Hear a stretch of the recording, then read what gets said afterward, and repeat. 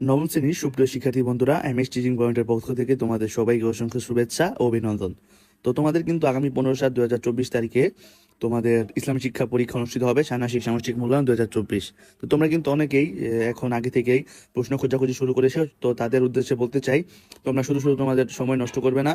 যে এই সময়টুকু তোমরা প্রশ্ন খোঁজাখুঁজি করো, তো সেই সময়টুকু যদি তোমরা একটু পড়ালেখা করো, তাহলে তোমরা পরীক্ষায় ভালো রেজাল্ট করতে পারবে। তো তোমাদের জন্য নিয়ে এসেছি আমি ইসলাম শিক্ষার কয়েকটি কাজ। তোমাদের আজকে দুটি কাজ দিব, তো সেই দুটি কাজ করলে কিন্তু তোমরা পরীক্ষায় ভালো রেজাল্ট করতে পারবে। তো এটি হচ্ছে তোমাদের ইসলাম শিক্ষা পর্ব 1। তো চলো দেখি কি লেখা রয়েছে। ইসলামী বিধিবিধানে হজের তাৎপর্য ও গুরুত্ব। তোমরা নবম শ্রেণী সবাই মিলে হজ উৎসব আয়োজন করবে, যাতে বিদ্যালয়ের কয়েকজন শিক্ষার্থীরা আয়োজনের সব দায়িত্ব তোমরা নেবে বলে ঠিক করেছো।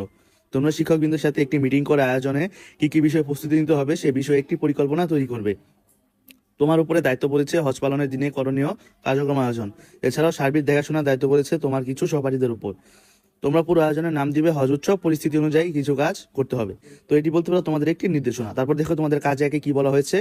হজের প্রয়োজনীয় জিনিসপত্র কি হতে পারে তা সহপাঠীদের সাথে আলোচনা করে তার একটি তালিকা তৈরি করো। এটি হচ্ছে তোমাদের কাজ 1। এবং 2 বলা হয়েছে কাজ হজের দিনে করণীয় সমূহ প্রতিবেদন আকারে লিখো। হজের দিনে কি কি করতে হবে তার প্রতিবেদন আকারে লিখতে হবে।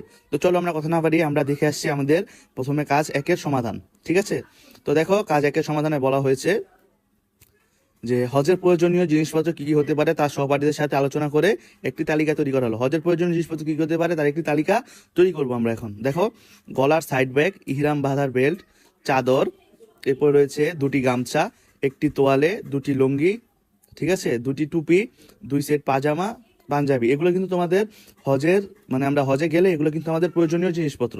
ঠিক আছে, এরপর দেখো রয়েছে 2 সেট ইহরাম বাঁধার কাপড়, পাসপোর্ট ব্যাগ, এরপর রয়েছে জুতার ব্যাগ, পকেট জায়নামাজ, পাথর রাখার ব্যাগ, হজ গাইড বই। এগুলো কিন্তু আমাদের অবশ্যই অবশ্যই প্রয়োজন হবে যদি আমরা হজ করতে চাই। তারপরে আরো 4টি রয়েছে ফার্স্ট এইড বক্স, পাম্পিং বালিশ, তসবি, মেসওয়াক। তো তোমরা এখনো পর্যন্ত যতগুলো জিনিস দেখলে এগুলো কিন্তু আমাদের হজের জন্য অতীব জরুরি জিনিস। তো এগুলো কিন্তু আমাদের হজের জন্য প্রয়োজন হবে। তারপরে দেখো কাজ 2-এ বলা হয়েছিল হজের দিনে করণীয় সমূহ প্রতিবেদন আকারে লিখো। তো আমরা হজের দিনে কি কি করবো এবং কি কি আমাদের করতে হবে, ওয়াজিব সুন্নত, তো এইসব মিলে আমরা কি কি করব তার একটি প্রতিবেদন আকারে লিখতে হবে বা সেটি প্রতিবেদনের মাধ্যমে প্রকাশ করতে হবে। দেখো কাজ 2-এর সমাধান এখানে দেওয়া রয়েছে। তো চলো আমরা দেখি। কাজ 2, হজের দিনে করণীয় সমূহ প্রতিবেদন আকারে লেখা হলো। হজের প্রথম দিন মদিনার উদ্দেশ্যে যাত্রা। 8 জিলহজ থেকে 12 জিলহজ পর্যন্ত এই 5 দিনকে হজের দিন বলা হয়। 8 জিলহজ সকল হাজিগণ ইহরাম বাঁধা অবস্থায় মদিনার উদ্দেশ্যে রওনা হবেন। 8 জিলহজ জোহর, আসর, মাগরিব, এশা এবং 9 জিলহজের ফজর নামাজ মদিনায় আদায় করা এবং রাতে মদিনায় অবস্থান করা সুন্নত। ঠিক আছে, এটা হচ্ছে তোমাদের কাজ 2 এর আর কি প্রথম অংশ। তারপরে দেখো কি লেখা রয়েছে। হজের দ্বিতীয় দিন আরাফায় অবস্থান। হজের দ্বিতীয় দিন 9 জিলহজ আরাফায় অবস্থান করা ফরজ। ফজরের নামাজ মদিনায় পড়ে আরাফার ময়দানের দিকে রওনা করতে হয়। প্রয়োজনে ফজরের আগে রাতেও আরাফার উদ্দেশ্যে রওনা করা যায়। আরাফার ময়দানে দুপুর 12টার পর থেকে সূর্যাস্ত পর্যন্ত অবস্থান করতে হয়। আরাফার ময়দানে দোয়া কবুল হয়। মুজদালিফায় অবস্থান। মদিনা ও আরাফার মাঝখানে অবস্থিত ময়দানের নাম মুজদালিফা। এখানে 10 জিলহজ রাত, 9 জিলহজ দিবাগত রাত অতিবাহিত করে হাজিদের জন্য ওয়াজিব। মুজদালিফায় পৌঁছে এশার ওয়াক্ত হলে 1 আজান ও 1 ইকামতের প্রথমে মাগরিবের ফরজ, এরপর এশার ফরজ পড়তে হয়। এরপর মাগরিব ও এশার সুন্নত এবং ভিতর পড়তে হয়।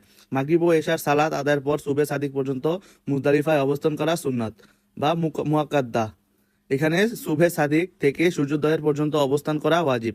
হজের তৃতীয় দিন পাথর নিক্ষেপ, কুরবানির চুল মুন্ডন ও তাওয়াফ। হজের তৃতীয় দিন 10 জিলহজ মদিনায় পৌঁছার পর এদিনে 4টি কাজ ধারাবাহিকভাবে পালন করতে হয়। 1, পাথর নিক্ষেপ করা।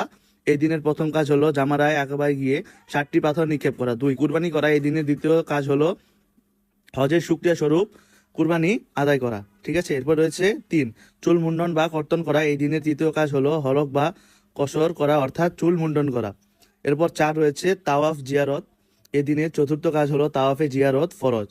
একে তাওয়াফে ইফাজা ও বলা হয়। এটা হজের শেষ বুকন। দেখো এরপর রয়েছে হজের চতুর্থ দিন। হজের চতুর্থ দিন মদিনায় রাত যাপন এবং পাথর নিক্ষেপ। জিলহজ মদিনায় রাত যাপন সুন্নাত।